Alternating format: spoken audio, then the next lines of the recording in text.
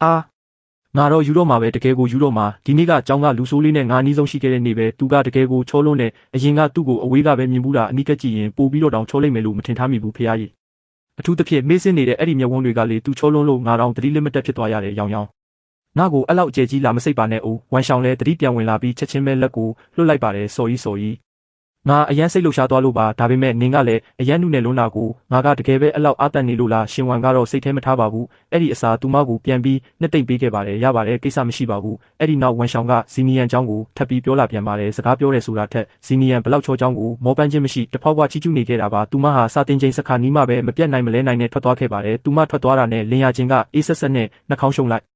်ပါတယ်ယူသွတ်လိုက်တဲ့ခံခဲမလေးပဲအလှပေါက်ကိုခန်းစားတတ်တာလူတဘာဝပဲလေရောင်ကငါတငယ်ချင်းပဲသူ့ကိုအဲ့လိုမျိုးလာမပြောနဲ့ငါဘသူနာမည်မှမပြောရသေးဘူးငါသူ့အကြောင်းပြောနေတယ်ဆိုတာနှစ်မှာဘာသက်တည်ရှိလို့လဲရှင်ဝန်လဲပြန်မပြောနိုင်တော့ပါဘူးသူမဟာဘယ်တော့မှစကားနိုင်လူရတာမကျွမ်းကျင်ခဲ့လို့ပါသူမနှက်ခမ်းကိုတင်းတင်းစေထားပြီးစိတ်မကောင်းဖြစ်သွားရပါတယ်နင်အတွေးလိုနေတာပါဟုတ်ပြီလားအဲ့ဒီစွမ်းရည်တွေကိုစာချက်တဲ့နေရာမှာသာအတုံးချရင်နင်အမတ်တွေကဒီလို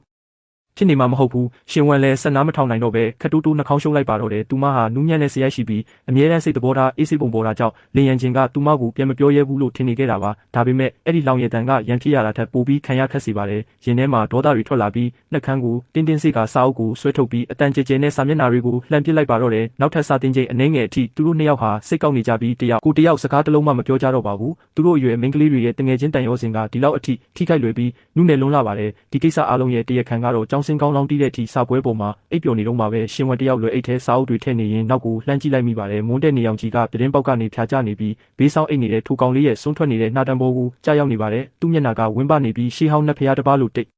်စိတ်ပြီးလှပလွန်းနေပါတယ်သူမရဲ့နှလုံးခုန်တန်တွေဆိုင်းသွားခဲ့ရပါတယ်သူမအနေနဲ့ဇီနီယန်ကိုနှိုးရမလားလို့တွေးနေတော့မှပဲလင်ယန်ချင်းကလွယ်အိတ်ကိုဆွဲပြီးချက်ချင်းထွက်လိုက်ပါတယ်သူမဟာနောက်ဆုံးတန်းကိုတန်မတ်လျှောက်သွားပြီးဇီနီယန်ရဲ့စာပွဲနားမှာရက်လိုက်ပါတယ်အိပ်ပျော်နေတဲ့ကောင်လေးရဲ့ပြည့်စုံတဲ့ဘေးတစောင်းမျက်နှာကိုမြင်လိုက်ရတော့သူမရဲ့နှရွက်တွေတောင်နှွေးကနေဖြစ်သွားရပါတယ်သူမချောင်းတစ်ချက်ဟန်ပြီးစာပွဲခုံကိုခောက်ကညင်သာစွာပြောလိုက်ပါတယ်ဇီနီယန်ကျောင်းစင်းပြီးလေးမအိတ်နဲ့တော့စာတင်ကန်းထဲမှာအိတ်ရတာအဆင်မပြေပါဘူးတကယ်တော့စီနီယာကတဝက်နိုးတဝက်ဖြစ်နေတာပါအတန်ကိုကြားရတော့သူမျက်မှောင်ကုတ်လိုက်ပြီးပြန်မထူးချင်ပါဘူးဒါပေမဲ့အဲ့ဒီအတန်ကတော့ဆက်ထွက်နေတော့ပါပဲစီနီယာ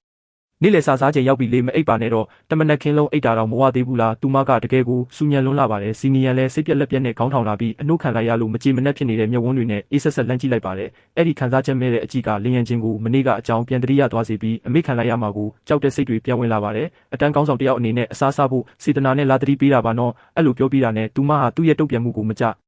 အေးရဲတော့ပဲအမြန်ပဲထွက်ပြေးသွားပါတော့တယ်စီနီယာကတော့စိတ်တူသွားပြီးအော်ပြစ်လိုက်ခြင်းပေမဲ့မောအကြည့်မှာနုနယ်လှပတဲ့ကိုလုံးလေးကိုမြင်လိုက်ရတော့လဲချောင်းဝါကဆဲရည်တန်တွေကဘုံကနေရက်တန်သွားပါတယ်သူ့နှုတ်ခမ်းထောက်ဆွန်းလေးကအနှဲငယ်ကွင်းညွတ်သွားပါတယ်သူ့မျက်လုံးတွေကရှင်ဝမ်စီမှာပဲရှိနေရင်ဘေးနာကဟောက်နေတဲ့ကောင်လေးနှစ်ယောက်ကိုကန်လိုက်ပါတယ်အတုံးမကျတဲ့ကောင်တွေ